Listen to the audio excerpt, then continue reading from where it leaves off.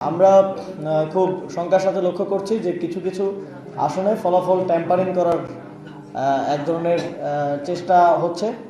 যখন তারা দেখলো যে কিছু কিছু আসনে বিএনপির প্রার্থীরা হেরে যাচ্ছে এবং কিছু আসনে যেখানে আমাদের 11 দলীয় জোটের নেতৃস্থানীয় যারা প্রার্থী আছেন তাদেরকে হারানোর উদ্দেশ্যে ফলাফল ট্যাম্পারিং করার স্পষ্ট প্রমাণ আমরা পাচ্ছি। যেমন আমরা ঢাকা 13 আসনে দেখলাম যে এক ধরনের অসংলগ্ন ফলাফল বারবার আসছিল, মিডিয়ায় একরকম আসছিল, কেন্দ্র থেকে একরকম আসছে, কেন্দ্রগুলো সাম আপ করলে একরকম আসে, রিটার্নিং কর্মকর্তা অন্যরকম ঘোষণা দিলেন। আমরা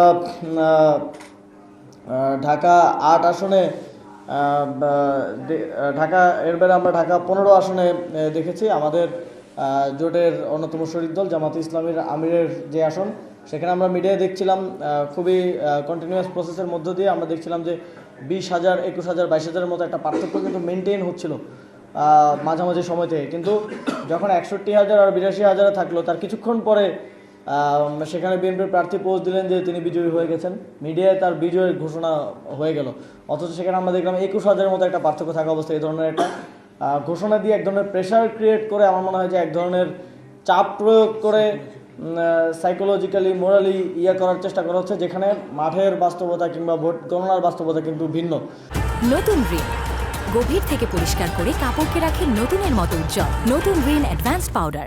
আমরা ঢাকা 16 আসনেও একই রকম চিত্র দেখতে পেলাম। ঢাকা 17 আসনে আমরা দেখতে পেলাম যে 50টি ভোট কেন্দ্রের ভোট গণনা শেষ না হতেই একজনকে বিজয়ী ঘোষণা করে দেওয়া হলো। তো এই মিডিয়ার মাধ্যমে এক ধরনের, যেটা আমরা কিছুদিন ধরে বলে আসছিলাম যে এক ধরনের ম্যানিপুলেশন এবং ফলাফল ট্যাম্পারিং করার চেষ্টা করা হয়েছে। এবং আমরা স্পষ্টভাবে দেখেছি যে আমাদের ঢাকা 19 আসনে আমাদের প্রার্থী দিলশানা পারুল, সেখানে একটি কেন্দ্রের ভোট 460টা ছিল বিএনপি প্রার্থীর, 600 সামথিং ছিল আমাদের শাপলাকলিতে। সেটা যখন রিটার্নিং কর্মকর্তা ঘোষণা দিলেন, তিনি উল্টোটা ঘোষণা করলেন। তিনি 460টা ঘোষণা করলেন শাপলাকলির আর 600 সামথিং ঘোষণা করলেন ধানের শীষের। সুতরাং মানে এটা খুবই হাস্যকরভাবে এবং খুবই চাইল্ডিশ ওয়েতে ফলাফল ট্যাম্পারিং করা হচ্ছে বলে আমরা অভিযোগ পাচ্ছি।